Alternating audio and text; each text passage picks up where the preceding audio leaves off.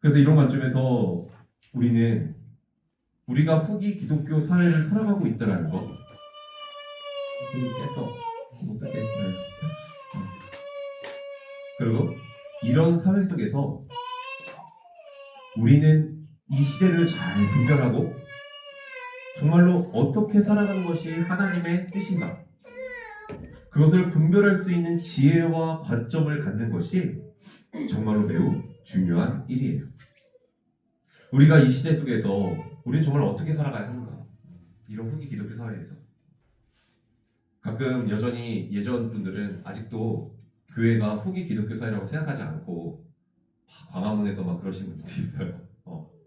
그럼 더 이상 이제 그런 시대가 아닌 것이죠. 우리는 이 시대 속에서 어떤 존재로 살아가야 하는가. 오늘 사도 바울은 디모데후서 2장에서 계속해서 어떻게 보면 이 사도 바울이 겪고 있는 이 시대가 어떻게 보면 가장 핍박이 심한 시대였기 때문에 이런 시대 속에서 사도 바울이 말하는 것은 2장에서 네가 훌륭한 군사가 되어야 한다. 그리고 그것은 어떤 삶인지 오늘은 그릇에 대해서, 그릇의 비유를 통해서 우리에게 말씀하고 있는 것이에요. 우리가 한번 20절에 한번 다 같이 읽어보도록 하겠습니다. 시작! 큰 집에는 금그릇과 은그릇만 있는 것이 아니라 나무그릇과 질그릇도 있어서 어떤 것은 귀하게 쓰이고 어떤 것은 천하게 쓰입니다. 큰 집은 교회를 말하는 것이죠. 우리 가온이 그래요. 여러분, 교회 안에는 또 여러 그릇이 있다는 것이에요. 큰 집에는 이라는 것은 교회를 말하는 것인데, 교회 안에 여러 그릇이 있는 거예요. 거기에는 금그릇과 같은 존재도 있고 은그릇과 같은 존재도 있고 나무그릇, 질그릇 같은 존재가 있다는 거예요. 한마디로 교회 안에는 다양한 사람들이 모여 있다는 거예요. 그렇죠, 여러분. 어떤 사람은 금그릇 같은 사람이 있어요. 교회에서 보면 능력도 좋고 교회적으로 보면 뭔가 달란트도 많고 믿음도 성숙하고 이런 사람들이 있어요. 근데 여러분, 교회 안에는 이런 금그릇 같은 사람이 있는 것은 아니죠. 교회 안에는 금그릇 같은 사람도 있지만 은그릇 같은 사람, 그보다 더 부족한 질그릇 같은 사람들도 있다라는 것이에요. 사도 바울이 먼저 말하고자 하는 것은 교회 안에는 다양한 그릇이 있다는 거예요. 여러분, 질그릇은 어떤 그릇이에요? 흙으로 만들어진 그릇이에요. 질그릇은 쉽게 말해서 깨지기 쉽고 연약한 그릇이에요. 여러분, 교회 안에 그런 존재들이 있어요. 세상적으로 봤을 때는 힘이 없고 또한 정서적으로 부족하고 사회성도 부족한 자들이 있어요. 당연히 교회에서도 마찬가지겠죠. 신앙적으로도 연약한 믿음을 가진 사람들이 분명히 교회 안에 있어요. 여러분, 우리는 교회를 흔히 생각하기를, 또 세상 사람들이 교회를 바라보기를 어떤 마음을 갖습니까? 교회는 다 금그릇 같은 성품을 가진 사람들만 있다라고 생각을 해요. 믿음적으로나 성숙한 사람들, 그런 사람들이 모여있는 것이 교회지 라고 생각을 합니다. 그래서 교회 다니는 사람들을요, 좀 교회 다니는 사람들이 좀 이상한 일을 했을 때, 조금 상식에 맞지 않는 일을 했을 때, 야, 어떻게 교회 다니는 사람이 저럴 수가 있냐? 이런 말들을 해요. 그렇죠, 여러분. 이번에도 제가 그 매부를 만났는데, 그래요. 제 매부가 그 은행에서 일을 하는데, 돈 앞에서는 다 똑같더라고요. 이런 말 하더라고요, 저한테 이번에. 본인이 지금 그냥 교회만 왔다 갔다 하고 있는데, 그 교회가 큰데 거기에서 은행 거래 하시는 분들이 많은가 봐요. 저분도 돈 앞에서 똑같은 사람들이라고. 그런 마음들을 세상 사람들 다 가져요. 어떻게 교회 사람들이 저럴 수 있지?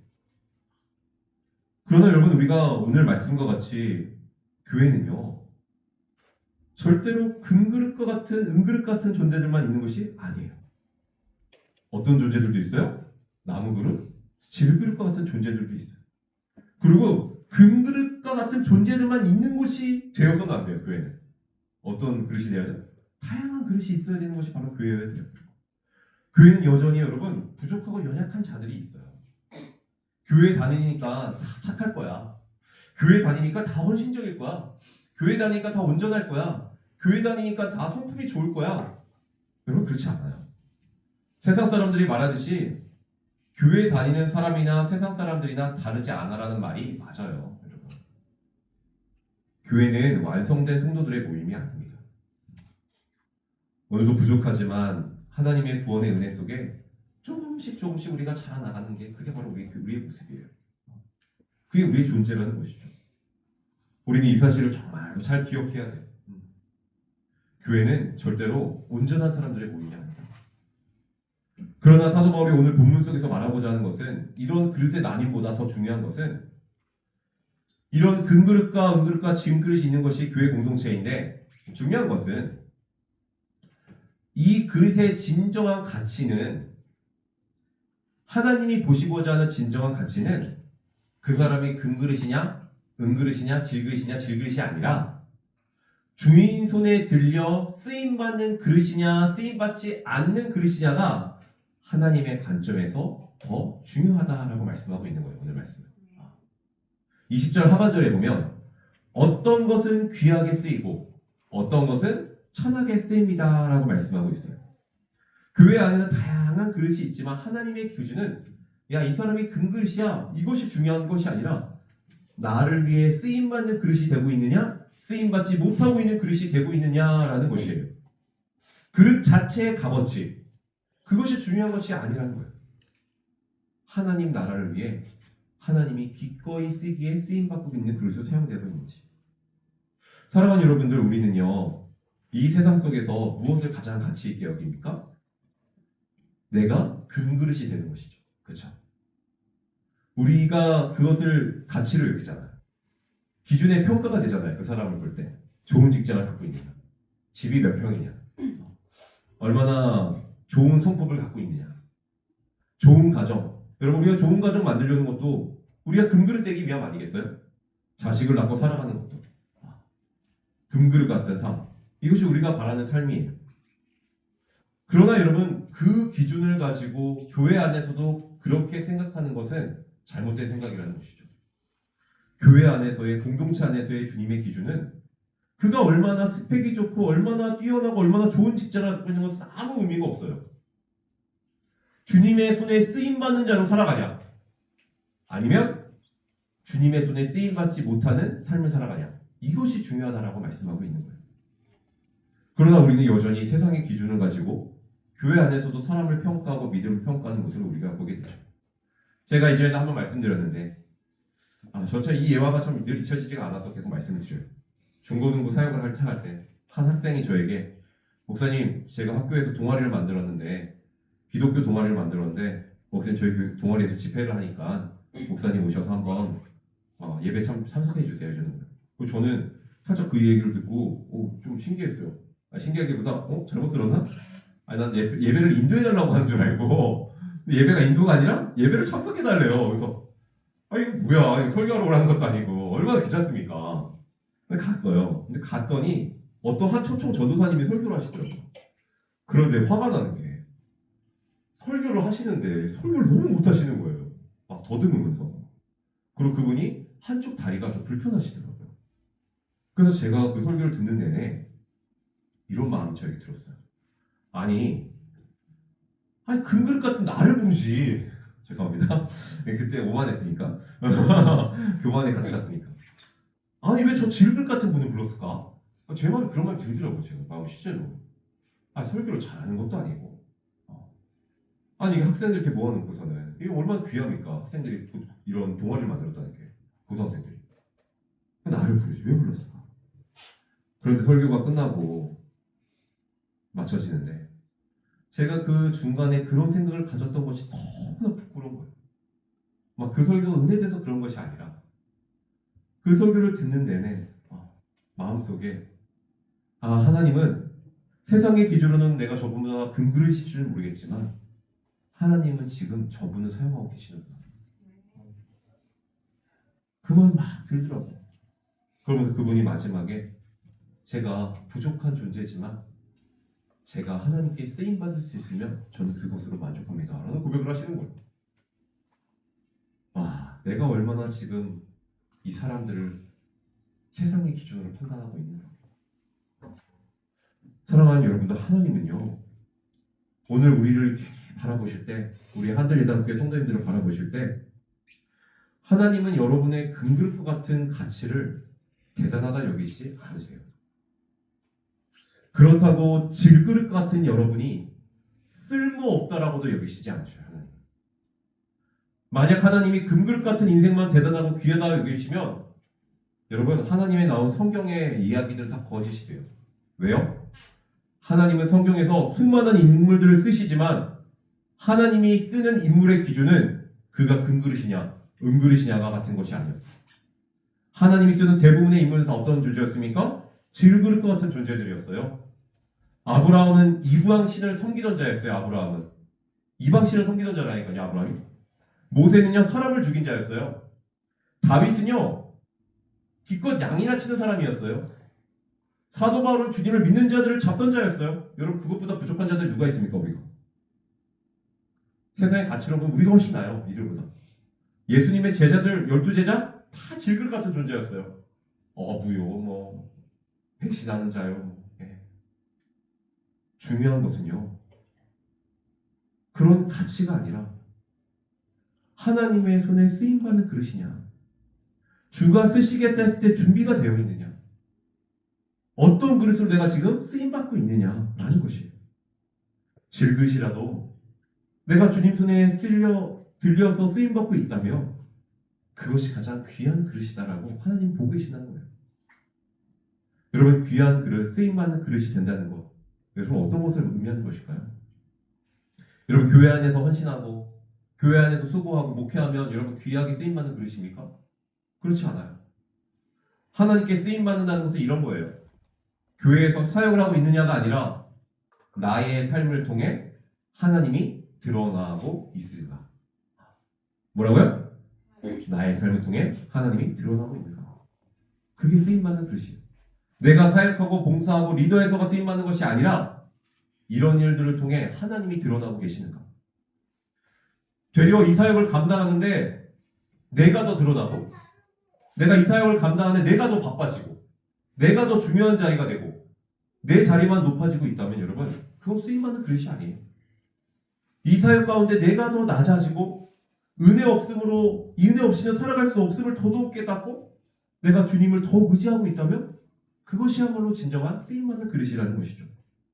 그러기에 쓰임받는 그릇이란 사역이 아니더라도 내가 직장에서 일을 하고 있다면 그것을 통해 주님이 높아지고 있다면 내가 가정에서 아이를 키우는데 아이들이 주님을 향한 사랑이 더욱더 깊어지고 있다면 어려운 공동체 속에서 그리스도의 향기로 내가 드러내고 있다면 그것이 바로 쓰임받는 그릇이다라는 것이에요. 이것이야말로 후기 기독교 시대 속에서 하나님이 우리에게 원하시는 삶의 모습이라는 것이에요. 여러분 우리는 이 후기 기독교 사회에서 우리가 할 수 있는 것은 깨끗한 그릇으로 하나님께 쓰임받는 것이에요. 여러분 베드로 전서 2장 12절을 이렇게 말합니다. 여러분 주위에 믿지 않는 자들이 많이 있습니다. 그들은 여러분이 잘못 살고 있다고 말할지도 모릅니다. 그러므로 착하게 사십시오.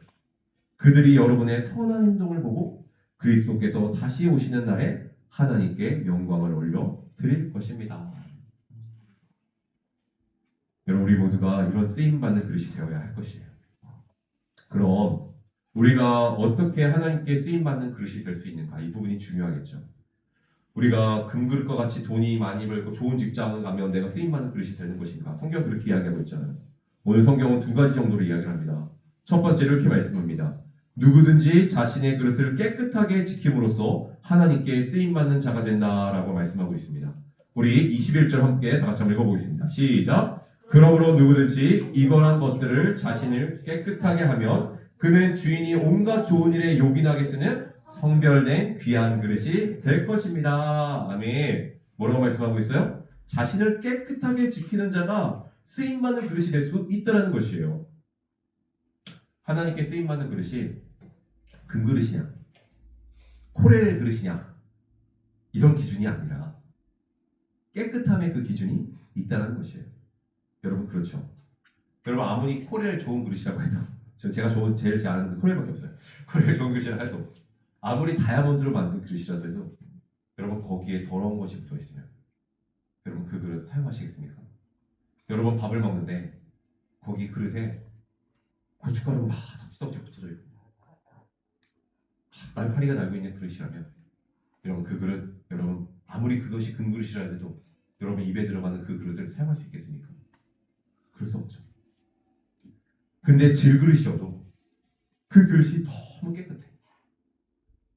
그러면 여러분 어떤 그릇 사용하시겠습니까? 당연히 깨끗한 그릇을 사용하겠죠. 그런데 21절에 보면 어떤 것으로부터 깨끗함을 의미하는가? 21절에 이렇게 말하고 있죠. 그 앞에 이러한 것들이라고 말해요. 여러분 이러한 것들이 무엇일까요? 우리가 디모데후서에서 계속 살펴봤던 것들이에요. 바로 거짓된 가르침들.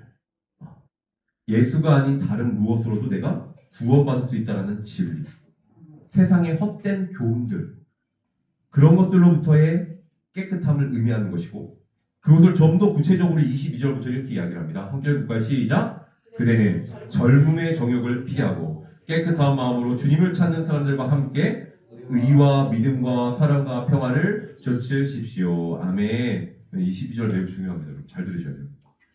젊음의 정욕을 피하고라고 먼저 말하고 있어요. 여러분 젊음의 정욕이란 단순히 성적인 욕망만이 아니라 젊음이들이 갖는 어떤 갖는 성냄 같은 것들, 젊은 사람들이 갖는 또는 자기의 또는 성급함, 이기적인 교만, 젊을 때 우리가 할 수 있는 혈기들, 논쟁을 좋아하는 성향 같은 것들을 의미하는 것들, 자기밖에 모르는 개인적인 어떤 마음들, 이런 것들로 피하라라고 말씀하고 있는 거예요. 그런데 여기서 피하라라는 단어가 여러분 필사적으로 도망가라라는 의미를 갖고 있어요. 그러니까 젊음의 정욕들 가운데 여러 가지 그런 것들로부터 필사적으로 도망하는 것이 깨끗함이 주어진다는 거예요. 그런데 성경은 이것으로부터의 깨끗함이 깨끗함이라고 말하지 않고 계속 이어지는데 뭐라고 말씀합니까? 주님을 찾는 사람들과 함께 의와 믿음과 사랑과 평화를 뭐하라? 쫓으라 라고 말씀하셔요. 이중구조죠. 피하면서 쫓으라까지 이야기하셔요. 의란 여러분 성경이 말하는 의 그게 하나님 앞에서 올바름이죠. 믿음이란 신실함이죠. 사랑은 자기 희생적 사랑을 의미하는 것이고 평화는 갈등 가운데 있지 않은 관계를 말하는 거예요. 공동체 안에서의 드러난 성품을 의미하는 것이죠.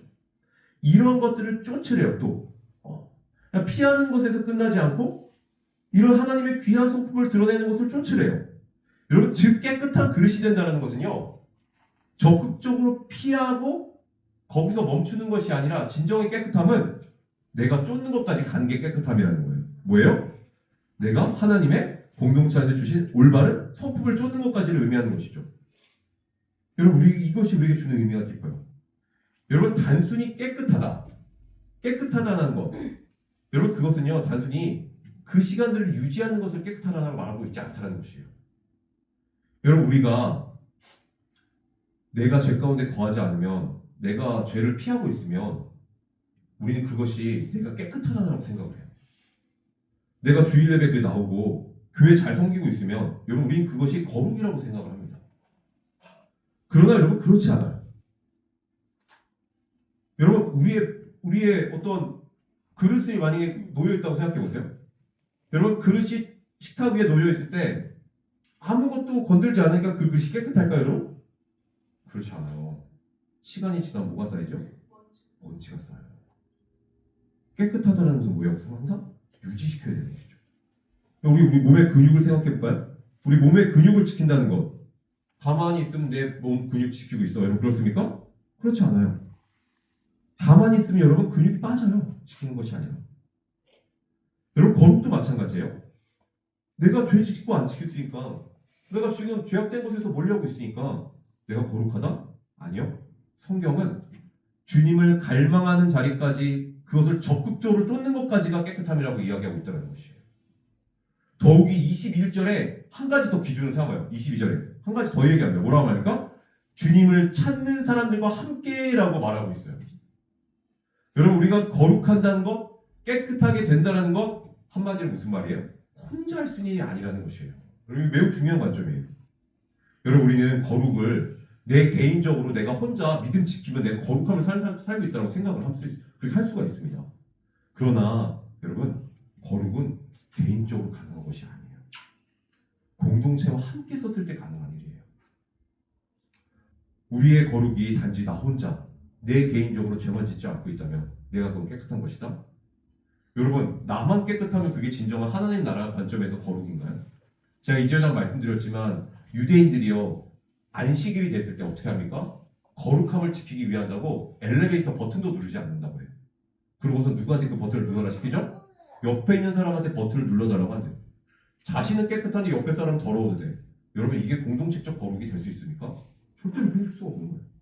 우리는 단지 거룩이 나 혼자 깨끗하게 내가 죄만 짓지 않으면 깨끗함이라고 생각한다는데 그렇지 않다는 거예요. 여러분, 수도원이 이런 것 때문에 어려웠던 것이죠. 수도원은 세상에서 피해 개인이 혼자서 하나님께 깨끗하면 거룩하다라고 생각했던 것이에요. 죄 짓지 않고 거기에 머물러 있으면 멀리 숨어서 그걸 거룩이라고 생각했어요. 그래서 뭘 강조했습니까? 늘 개인의 경건, 고립된 영성, 공동체로부터 멀어지는 것들, 이런 것들이 수도원의 영성에 매우 중요한 것들이에요. 그러나 사도 바울은 그렇게 말씀하고 있잖아요. 진정한 깨끗함이란 세상 속에 들어가 공동체와 함께 죄를 멀리할 뿐만 아니라 뭐 하는 것? 함께 주님의 의를 쫓는 것. 이것까지가 진정한 깨끗함이다라고 말씀하고 있는 것이에요. 사랑하는 성도분들, 진정한 거룩은 멈춰있는 것이 아니에요. 매번 말씀드리지만 진정한 거룩은 내가 죄를 피하고 있어, 나 이제 거룩해, 아니요. 주님을 갈망하는 자리까지 가야 되는 게 진정한 거룩이에요. 그랬을 때 우리가 하나님께 쓰임받는 그릇이 될 수 있는 것이에요. 또한 공동체 안에서의 그 거룩함을 유지하는 데 힘써야 돼요. 공동체의 힘을 정말로 의지해야 돼요. 여러분, 우리의 거룩은요, 우리 혼자 일어날 수 없어요. 여러분, 우리 공동체가 있는 이유가 뭔지 아십니까? 내 믿음 때문에 우리 공동체가 있는 거예요. 여러분, 제가 이 공동체 안에 있는 거, 제 믿음 세우기 위해서 이 공동체 안에 있는 거예요. 아, 저 성도님 보니까 저렇게 믿음 생활 하시네. 저 성도님 보니까 저런 어려움 겪고 있네. 서로 철이 철을 날카롭게 하듯이 서로의 모습을 통해서 우리가 자라나가는 것이에요. 진정한 깨끗함, 쓰임받는 그릇이란 이런 깨끗함의 자리까지 나아가는 것이 우리가 쓰임받을 수 있는 그릇이 된다라는 것을 우리가 기억했으면 좋겠습니다. 두 번째로 깨끗한 그릇이 된다는 것은요, 여러분, 온유함을 갖는 것이다 라고 하반절에부터 이야기하고 있습니다. 뭐라고요? 깨끗한 그릇이 된다는 것은 온유함을 갖는 것이다. 우리 23절에서부터 25절 말씀 한번 읽어보겠습니다. 시작! 어리석고 무식한 논쟁을 멀리 하십시오. 그대가 아는 대로 거기에서 싸움이 생깁니다. 주님의 종은 다투지 말아야 합니다. 그는 모든 사람에게 온유하고 잘 가르치고 참을성이 있어야 하고 반대하는 사람을 온화하게 바로잡아줘야 합니다. 그렇게 하면 아마도 하나님께서 그 반대하는 사람들을 회개시키셔서 진리를 깨닫게 하실 것입니다. 아멘. 여러분, 우리가 하나님께 쓰임받는 그릇이 된다고 했을 때 하나님께서 지금 성경에 뭐라고 말씀하시냐면 온유함을 가진 자가 되라 라고 말씀하셔요. 우리가 이런 의문이 들어요. 아니, 하나님의 그릇이 쓰임받는데 온유함이 왜 필요하지? 그런 마음이 들죠, 우리가 가운데. 그러나 여러분, 이 그릇이 사용되는 사용처의 장소를 생각해보면 이해가 돼요. 어디에서 쓰임받는 그릇입니까? 공동체 안에서예요. 교회 안에서예요. 더 크게는 사회 안에서예요. 사람들 사이에서요. 여러분, 그 안에서 우리가 쓰임받는 그릇이 된다는 것, 제가 이 말씀을 묵상하는데 온유함을 갖는 것보다 위대한 건 없는 것 같아요. 공동체 속에서 어리석고 무식한 논쟁을 멀리하기 위해, 다투지 않기 위해, 잘 가르치고 참기 위해, 반대하는 사람을 온화함으로 바로잡기 위해, 여러분, 그 모든 것이 반드시 필요한 것은요, 온유함이다라는 거죠. 제가 교회를 그래도 오래 섬겼잖아요. 제가 사람들 참 많이 봤을 거 아니에요. 그렇죠, 여러분? 근데 모든 리더의 가장 기본적인 중요한 것은 제가 보니까 따뜻함이더라고요. 온유. 이런 사람들에게 따라요, 사람들. 왜 이런 온유함, 다툼이 없는 것 만드는 거예요? 온유한 곳엔 다툼이 없겠죠. 무식한 논쟁을 하지 않겠죠. 막 화를 내면서 그를 가르치지 않겠죠. 왜 이런 다툼이 없는 온유함을 갖는 것이 중요한 것일까? 우리가 디모데후서 우리가 전 시간에 2장 17절에 살펴본 것 같이 교회의 다툼과 어려움과 나님은 그게 뭐 같다고 말씀하셨어요? 제가 드렸죠? 암과 같다라고 말씀드렸어요. 암과 같다. 암의 특징은 전이시킨다 그랬죠. 이런 교회 안의 다툼은요, 교회 안에 모든 사람에게 어려움이 전이되는 역할을 감당해요. 그러기에 교회 안에서 가장 중요한 것은 그런 다툼이 없는 것이 매우 중요해요. 그리고 무엇보다 여러분, 우리가 온유한 그릇이 된다는 것은요, 이 존재 자체가 누구를 닮아가는 삶입니까? 바로 예수님을 닮아가는 제자의 삶을 의미하는 거예요. 그럼 온유함은 단순히 교회 안에서 다툼이 없는 것만 그것을 위해서 다 온유하시켜 말하는 게 아니에요. 누가 온유한 삶을 사셨어요? 예수님이 온유한 삶을 사셨어요. 자기를 손가락질하고 욕하고 십자가를 매달려 죽게 한 그들을 위해서 예수님 뭐 하셨어요? 십자가에 달려 그들의 죄를 위해 죽으셨어요. 여러분, 그분만 같이 온유하신 분이 어디 있습니까? 여러분, 그런 주를 따라가는 것이 바로 우리의 모습이에요. 그게 제자된 삶의 모습이라는 것이죠. 온유함은 단순히 성품을 뛰어넘어 종된 우리가 반드시 따라가야 할 예수님의 성품인 것이요. 거기다가 갈라디아서 5장 22절에 보면 이것은 성령의 열매라고도 말해요. 온유함이. 오직 성령의 열매는 사랑과 희락과 화평과 오래 참음과 자비와 양성과 충성과 온유와 절제니라고 말씀하고 있어요. 여러분, 성령의 열매는 다 성품에 대한 열매거든요. 근데 그 성품의 근간이 온유함이에요. 온유함.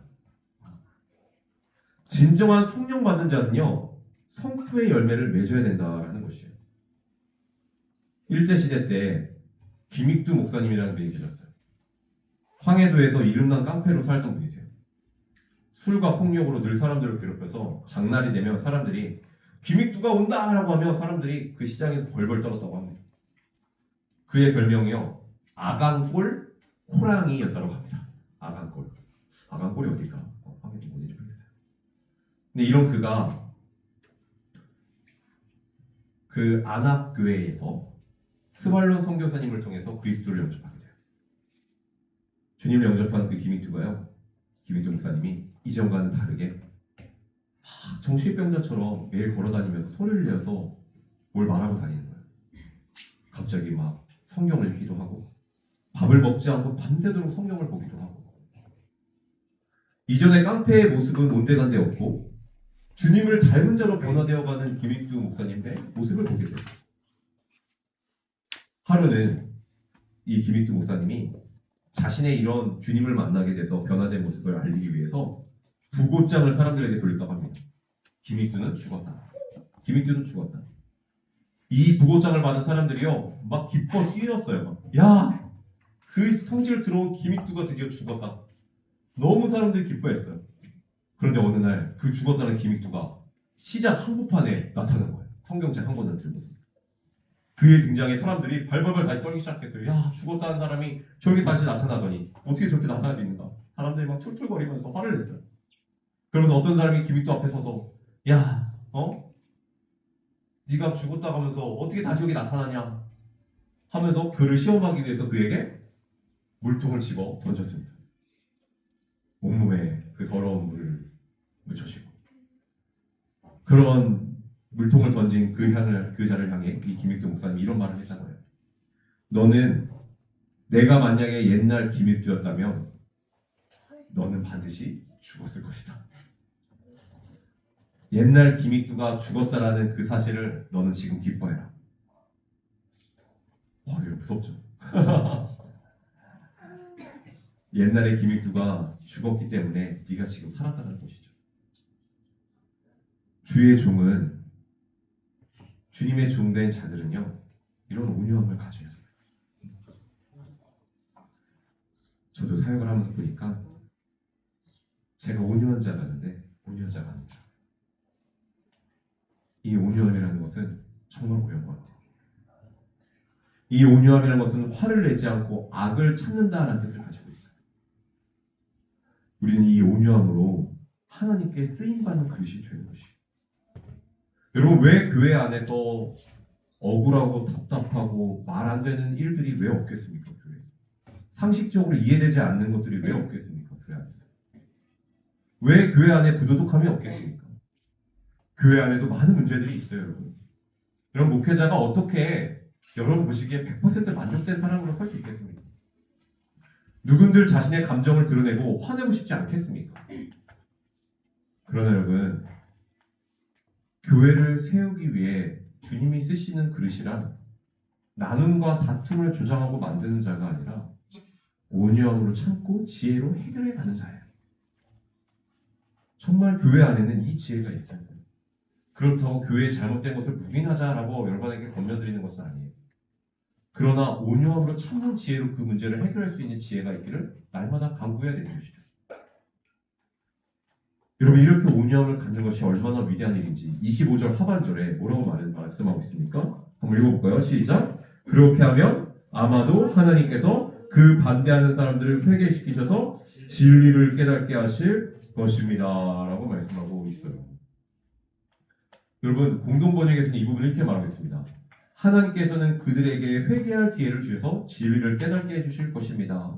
여러분, 아무래도 이 그들은 이 본문상 센텐스에서 거짓 교훈들을 가르치는 자들이겠죠. 근데 그들을 온유함으로 우리가 견뎌주면, 그들을 하나님 밖의 사람으로 치부하면서 그들에게 싸움을 내고 그들을 다툼으로 밀어내는 것이 아니라 그들을 온유함으로 견뎌주고 기다려주면 어떤 역사가 일어나게 되는 거예요? 하나님이 그들에게 회개를 할 기회를 주셔서 진리를 깨닫게 해줄 수 있다는 것이에요. 여러분, 얼마나 위대한 능력입니까? 여러분, 우리 종종요, 우리는 착각해요. 사역자가 내가 사람을 변화시킬 수 있다고 착각해요. 여러분, 제가 사람을 변화시킬 수 있습니까? 없어요. 여러분, 우리 때로는 내가 이 사람을 가르쳐서 내가 굴복시킬 수 있다고 생각을 해요. 여러분, 그러나 사람은 우리가 변화시킬 수 있는 것이 아니에요. 여러분, 그런 착각 버리셔야 돼요. 제가 미국에 이번에 유튜브를 하나 봤는데 김광수 목사님이라고 미국에 기도하는 집 교회 담임 목사님이시죠. 너무 대단하신 게, 여러분, 이분이 25년간 미국의 노숙자들, 어려운 자들을 위해서 복음을 전하죠. 매일과 같이 그 노숙자가 길거리를 걸어다니면서 내려서 그들 위해 교회 오십시오 초청하고 그들 위해서 한 명 한 명 안서면서 기도해 주시고, 여러분, 다른 사람들은요 그 거리를 무서워서 지나가지도 못한대요. 보면 그 유튜브에 보면 뒤에 막 그 망치를 끼고 있고 칼 끼고 있고 막 이래요. 그러면 아시겠지만 노숙자들 그 삶에 들어가서 있는다는 것이 얼마나 더럽고 냄새가 납니다. 근데 거기를 매일 지나다니면서 해요. 한 번은 그 길 지나가는데 그 장면에 보니까 교회를 나왔던 청년이에요. 그런데 나왔다가 나오지 않고 또 있는 거예요. 목사님 글을 보더니 너 왜 계속 교회 나오지 않느냐. 근데 여러분, 제가 가만히 축축해서 생각해보면, 여러분, 노숙자들이 교회를 한 번 나왔다고 온전히 나올까요? 그러면은 드물죠. 근데 아마 목사님은 그들을 위해서 아마 최선을 다하시면서 그들을 섬길 거예요. 여러분, 그러면 그들 목사님 마음가운데 드는 마음이 뭐겠어요? 이들은 내가 이렇게 해도 늘 배신하네, 이런 마음 들지 않겠어요? 그런데요, 목사님이요 그 안 나온 자를 또 만나더니 반갑게 인사하시면서 축복 기도해 주시면서 내가 너 다시 도와줄 테니까 다시 교회 나와라. 저는 이게 너무 대단하더라고요. 그럼 이것이 어떻게 가능할 수 있겠어요? 이 사람을 누가 변화시킬 수 있겠어요? 바로 주님이 주시는 온유함을 갖고 있는 자가 주님 앞에 그 사람을 인도할 수 있는 거예요. 근데 우리는 이 온유함을 무너뜨리고 화냄을 말미암아 그가 회개할 수 있는 기회를 저기가 뭐 하는 거예요? 빼앗아 버리는 거예요. 우리가 화내고 그 사람 갈라치게 하면 인으로서. 사랑하는 여러분들, 오늘 우리에게는요 이 은혜가 필요해요. 서로 가르고 난이라고 하는 마음은요 주님이 주신 마음이 아니에요.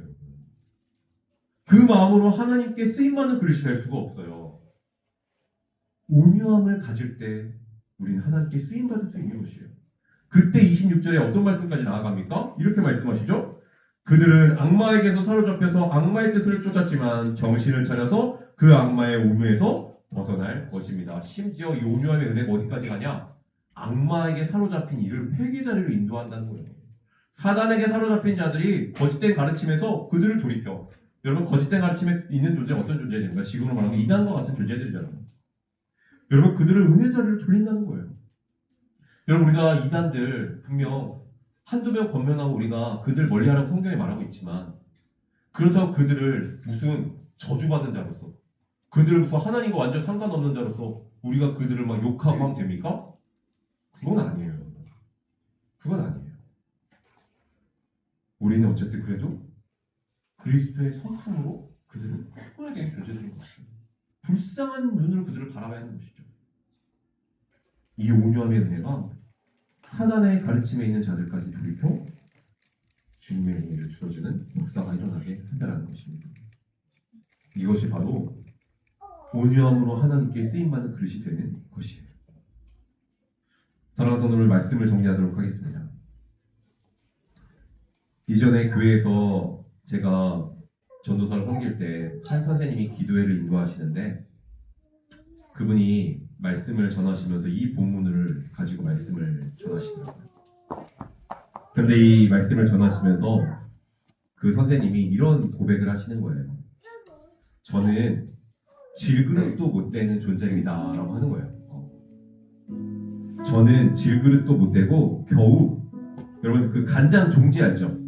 그 간장 종지밖에 안 되는 그릇이라는 거예요. 자기 이 말씀을 묵상하는데, 내가 하나님 보셨을 때 내가 이 간장 종지밖에도 안 되는 그릇이겠구나, 그런 안타까운 마음으로 말씀을 묵상하는데 하나님이 좀 그런 마음 주시더래요. 간장 종지이지만 하나님이 지구와 같은 큰 것을 자기 종지 위에 올려주시더래요. 그렇죠, 여러분. 그럼 간장 종지여도 농구공 올릴 수 있습니다. 그렇죠? 하나님이 그걸 묵상하게 하시더래요. 그러면서 이런 고백을 하더라고요. 주님, 제가 종지 그릇 같을지라도 저를 사용해 주십시오. 여러분, 금그릇이 중요합니까? 내가 종지 그릇인 게 중요합니까? 더러운 금그릇으로 살아가는 게 중요합니까? 깨끗한 종지 그릇으로 쓰임받는 것이 중요합니까? 종지 그릇이어도 쓰임받는 깨끗한 그릇이 되는 게 훨씬 더 중요한 것입니다. 이런 그릇이 되기 위해서 오늘 말씀에 우리가 함께 나눴죠. 공동체와 함께 죄를 피하고 주님을 적극적으로 쫓자, 다툼을 멀리하고 온유함을 품는 자, 그것이 바로 주님께 쓰임을 받을 수 있는 그릇이 될 수 있는 근거인 것이에요. 그렇게 깨끗한 그릇으로 하나님의 손에 들린 그릇은요, 단 한순간을 살아도 하나님이 쓰신 가장 귀한 그릇이었다고 인정받는 그릇이 되는 것이에요. 그리고 그런 쓰임받는 그릇이란 공동체를 하나로 세워가는 그릇이에요. 우리는 디모전서 전후서를 계속 묵상하면서 이것을 잊지 말아야 돼요. 쓰임받는 그릇이란 하나님의 나라를 세워가기 위한 그릇이다. 내가 아무리 회사에서 성공해도, 내가 아무리 세상적으로 성공한다고 하나님께 쓰임받는 그릇이 아니에요. 쓰임받는 그릇이란 하나님 나라를 세워가는 그릇인 것이에요. 이런 쓰임받는 그릇으로 이 어려운 후기 기독교 사회 속에서 세상의 빛과 소금의 역할을 감당하는 저와 여러분 되기를 주님의 이름으로 축원드리겠습니다. 우리 이 찬양